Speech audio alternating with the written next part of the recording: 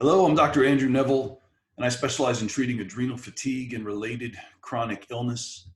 I want to talk to you today about one of those related chronic illnesses, which is your thyroid. And I want to talk about how it is impossible to be able to stabilize your thyroid if you haven't dealt with your adrenal issues. You probably may have read that these are intimately connected, your thyroid and your adrenals. And I actually used to think of those three main hormone producing glands, your adrenals, your thyroid, and your ovaries, as kind of a three-legged stool, right? But I realized I was wrong, because the thyroid and the ovaries only do and go in the direction the adrenals tell them to.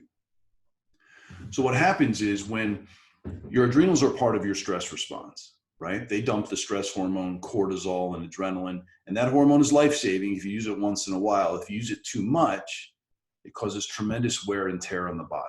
And that's everywhere. Now, there's more to the stress response than just the adrenals.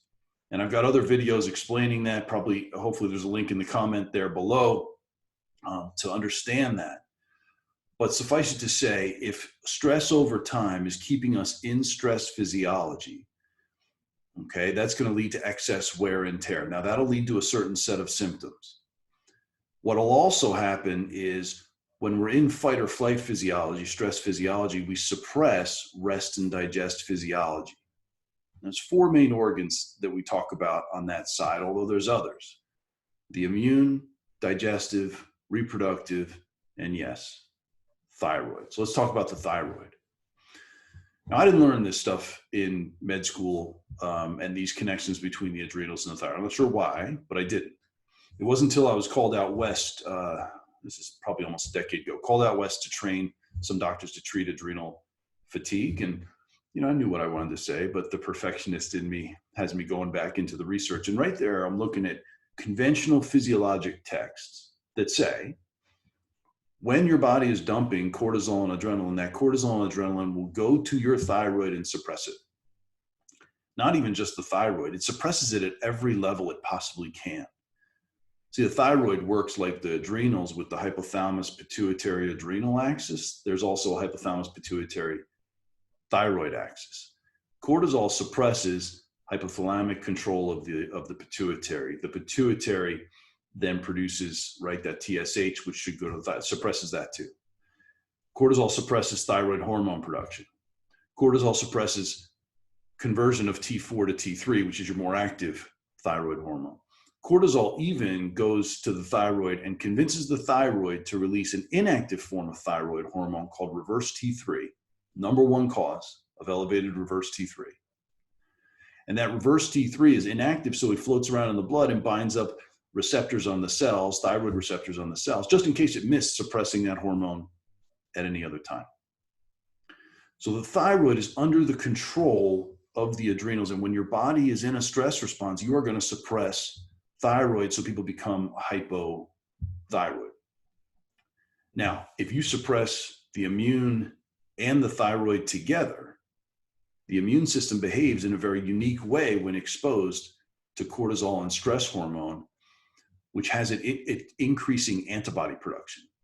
And when you increase antibody production, you can then react, right, allergically to just about anything, to the environment, pollen, grass, to foods, gluten, dairy, even to your body's own tissue, joints, skin, thyroid.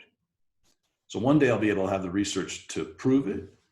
But when you shift a physiology in this direction, suppressing the immune, suppressing the thyroid, and you have a genetically vulnerable person in whichever way, that is what's going to create what's known as Hashimoto's thyroiditis, which is an autoimmune disorder where the body is attacking the thyroid, and you see thyroid antibodies. Number one cause of hypothyroidism in the country.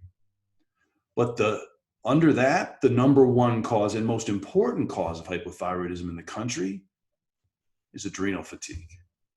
Is a dysfunction within the stress response, which has beaten up the adrenals, which has got us perpetually stuck in stress physiology so that we're suppressing the thyroid. Now, you could try to push these organ systems as much as you can, right? But if the body is suppressing them, it is very much like trying to push a car that has the parking brake engaged. I mean, you get enough behind it, maybe you can get it to go.